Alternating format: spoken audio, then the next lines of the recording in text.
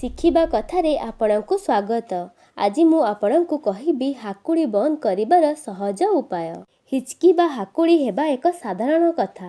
ଜଲ୍ଦି ଜଲ୍ଦି ଖାଇବା, ଅଧିକ ରାଗ ଖାଇବା ବା ଖାଇବା ସମୟରେ କଥାବାର୍ତ୍ତା କରିବା ବେଳେ ହାକୁଡ଼ି ଆସିଥାଏ। ଏଭଳି ସମସ୍ୟାରୁ ମୁକ୍ତି ପାଇବା ପାଇଁ ଆପଣାନ୍ତୁ ଏହି ସବୁ ଉପାୟ। ହାକୁଡ଼ି ଆସିଲେ ପ୍ରଥମେ 1 ଗ୍ଲାସ୍ ଥଣ୍ଡା ପାଣି ପିଅନ୍ତୁ। ଆପଣ ଚାହିଁଲେ ଉଷୁମ ପାଣି ମଧ୍ୟ ପିଇପାରିବେ। ଫାଳେ ଲେମ୍ବୁ ନେଇ ସେଥିରେ ଅଳ୍ପ ଲୁଣ ପକାଇ ପାଟିରେ ଚିପୁଡ଼ି ଦିଅନ୍ତୁ। ହାକୁଡ଼ି ତୁରନ୍ତ ବନ୍ଦ ହୋଇଯିବ। ଉଷୁମ ପାଣିରେ କୁଳି ମଧ୍ୟ କରିପାରନ୍ତି। ଏକ ଲମ୍ବା ପ୍ରଶ୍ୱାସ ନେଇ 10ରୁ 20 ସେକେଣ୍ଡ ପର୍ଯ୍ୟନ୍ତ ଧୀରେ ଧୀରେ କରି ଛାଡ଼ନ୍ତୁ। ଏହାଦ୍ୱାରା ଉପଶମ ମିଳିବ। 1 ଚୁଟକି ଚିନି ନେଇ ପାଟିରେ ରଖନ୍ତୁ ଏବଂ ହାକୁଡ଼ି ବନ୍ଦ ହୋଇଗଲେ ବାହାର କରିଦିଅନ୍ତୁ। ତୁଳସୀ ଓ ଚିନିର ପାଣି ମଧ୍ୟ ପିଇପାରିବେ। ବେଲୁନ୍ ଫୁଙ୍କିଲା ଭଳି ମଧ୍ୟ ଚେହେରା କରିବା ଦ୍ୱାରା ହାକୁଡ଼ି ବନ୍ଦ ହୋଇଯାଏ ବୋଲି କୁହାଯାଏ। ଏହା ଥିଲା ହାକୁଡ଼ି ବନ୍ଦ କରିବାର ସହଜ ଏବଂ ଘରୋଇ ଉପାୟ।